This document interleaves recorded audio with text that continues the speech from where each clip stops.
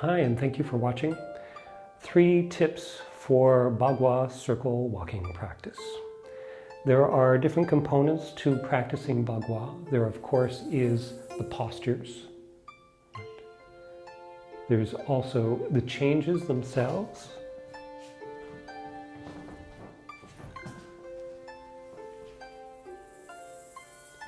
And thirdly, there is the walking the circle. The first two, the postures and the details of the changes, tend to be the things that attract our attention the most. And so at the risk of overlooking the importance of the circle walking practice. And if you look at something like the 36 and 48 poems on Bagua, the text that defines all of the essential components of Bagua that tie all of the different styles together or highlight the aspects that are shared across all the various styles of Bagua, the circle walking practice is one of the most important parts of Bagua. So here's 3 tips that I hope will be helpful in terms of improving your training with it. Of course, there's lots of different elements to the circle walking practice, and some of them vary a little bit from one style to the next. But I think these 3 aspects are ones that are important for every style. First aspect is to keep the weight back and down. So here, setting the weight back and down requires that we set down into the hip and into the back heel, or the back part of the back leg. Not over the ball of the foot, but further back, bringing the hips back over the heel, from the hip to the ankle to the heel. The body is relatively upright, so bringing the body back doesn't mean having the weight go back and the shoulders staying where you are. So the body leans. You want the body, shoulders and hips to be one over the other and set down. Just when you think you're set down, try setting down a little bit more by relaxing into that. And then from there, that's where we can begin our circle walking practice. And of course, with each step that we take, we need to reset or confirm that we maintain that position of the body being back and down. So, for something just focusing on the feet, if we're here, we come through, step, come through, step. Keeping the weight back and down is an important part of this. Even with styles of Bagua training where the step is more natural and a little higher, still keeping the weight set back is important. It's closely related to the second tip that I have, which is pushing off the back leg. Pushing off the back leg. From here, if our body is set back and down, we push off the back leg to come through.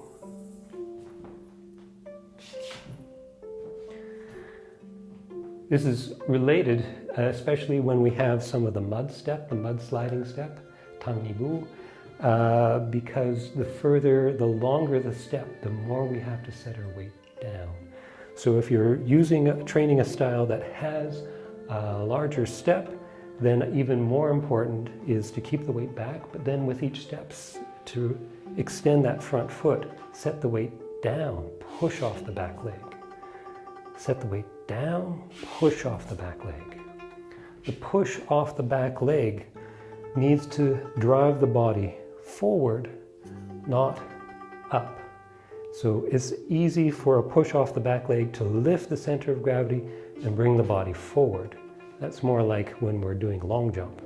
This is different from long jump in that we want the push to be as level and as forward as we can without upsetting the center of gravity.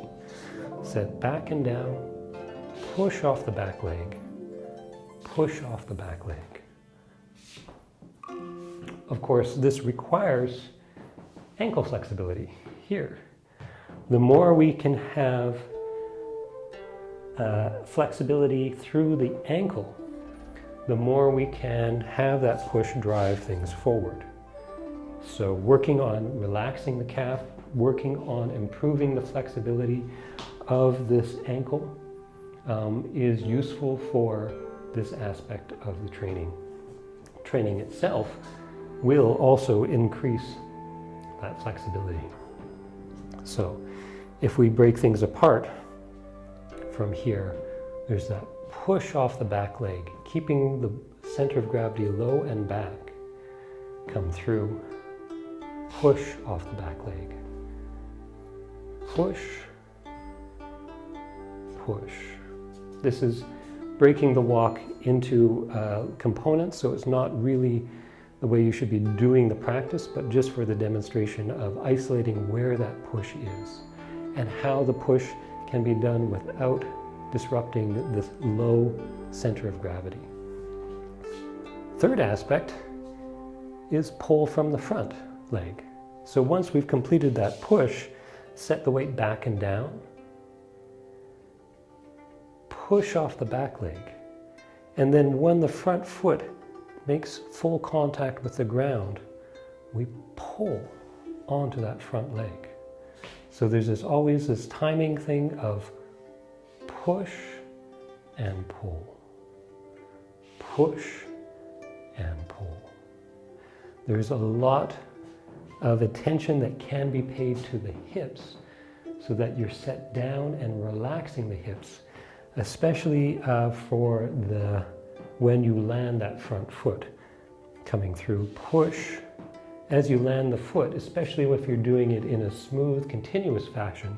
It's easy for the hip to become tight, and that leads to a jamming of the front leg, like this.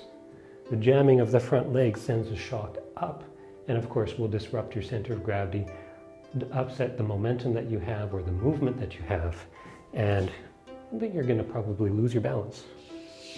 Whereas if you keep the hip relaxed, then the walking becomes smoother. Finding the way to activate the push and the pull, finding the timing that keeps the push and the pull as a smooth, continuous movement is part of the training.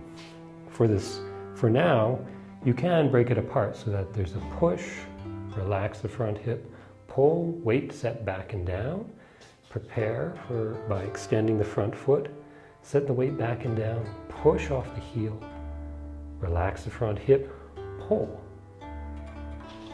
push, pull.